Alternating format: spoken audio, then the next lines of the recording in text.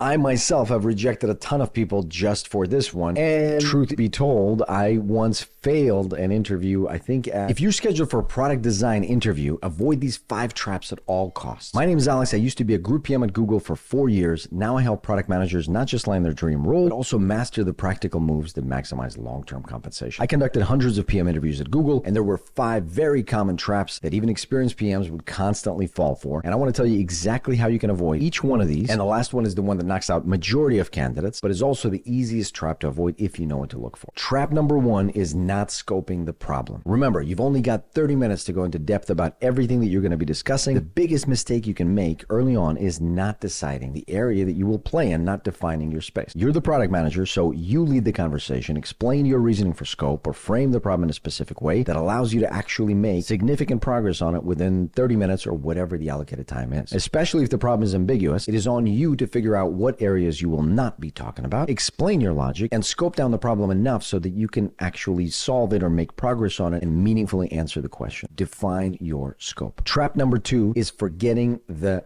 forgetting the user, skipping your segmentation, not thinking about your segmentation enough. Basically, you did not define the group of people that you're going to be solving for or that you're going to be considering in your answer. Remember, a product manager that jumps into the solution without clarifying who they're solving for is 100% doomed, will receive a no higher rating. Unfortunately, I've had to do this a lot of times myself at Google. Of course, these days, almost every PM candidate knows that they need to segment their users and customers during the interviews, so the mistake becomes not segmenting the users or customers appropriately. You're segmenting it maybe in an awkward way where you're defining a group of people that is not really someone that you understand at all, or someone you can design for, or someone that you can even imagine what their day-to-day life is actually like. So as a rule of thumb, just start with this. Who is the user? Who's the customer? Who's the human behind the question here? What exactly is their problem? Think about their motivations. Think about their behaviors. Imagine the real group of people. Remember, for all of these, it's a game. The interviewers want, in a certain way, to catch you and make it an easy rejection. They don't want a candidate where they're on the fence.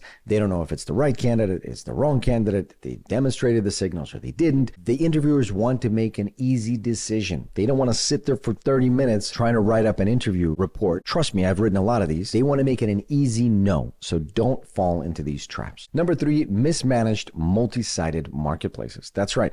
This one really does deserve a spot of its own because of how important platforms, multi-sided marketplaces actually are in product, where a majority of products nowadays, especially the meaningful, the big ones, are going to have more than one type of user. If you are completely ignoring or forgetting about the fact that there are 2 or 3 or even more sides to this business, to this marketplace, then it will be very easy for the interviewer to give you a red flag and reject your candidacy. I myself have rejected a ton of people just for this one. And truth be told, I once failed an interview, at Lyft for this exact problem some years ago, but I was interviewing at Lyft and everything was perfect. And I was able to get the feedback that it was this element. And since then, I've been paying special attention to it. I wish I wouldn't have learned it this way. Hopefully you'll learn it from this video instead. Think buyer seller or creator consumer or provider consumer, or it can get more complicated like advertising platforms. There's publishers, marketers, users, the platform itself, or think of a company like Instacart where there are buyers, there are suppliers, grocers, drivers, but there are also shoppers and advertisers. There's probably more that I'm missing here. But the point is, there is often a lot to cover, and the true dynamics reveal themselves when you evaluate a lot or all of these segments. Obviously, your time is going to be limited. So if you're dealing with a complicated marketplace situation, you've got to explain your logic for why you're going to focus, for the purposes of our discussion,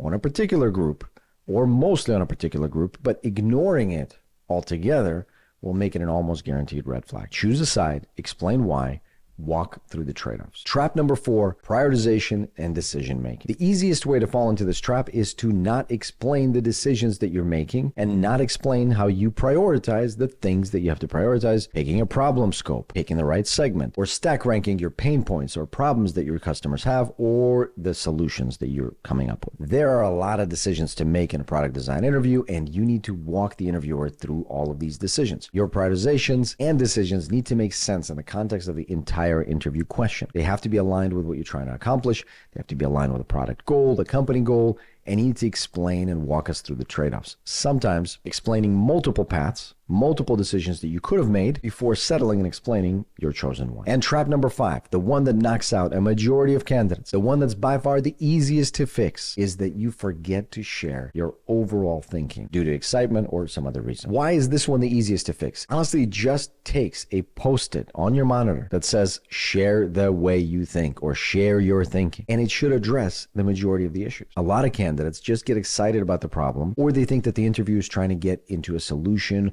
or there's a preferred solution that they want, or it's a puzzle where there's a right solution, but for whatever reason, the thinking itself is omitted, and just the end result or the end product is shared, and that is an instant fail in these interviews. Explain the structure behind your decisions, narrate your logic, build your argument as you go along, and show the clarity of your thinking. Even if your thinking is all over the place, you can take a moment to actually write it down and structure it before sharing it. You don't have to actually think out loud and be all over the place. You can instead think a little bit, prepare in advance, then speak, but you do have to communicate your thinking. So the entire thinking process. If you can avoid these 5, you can avoid 80% of the traps that are out there in product design interviews. The reality is that pretty much 98% of candidates fail these interviews in top tech.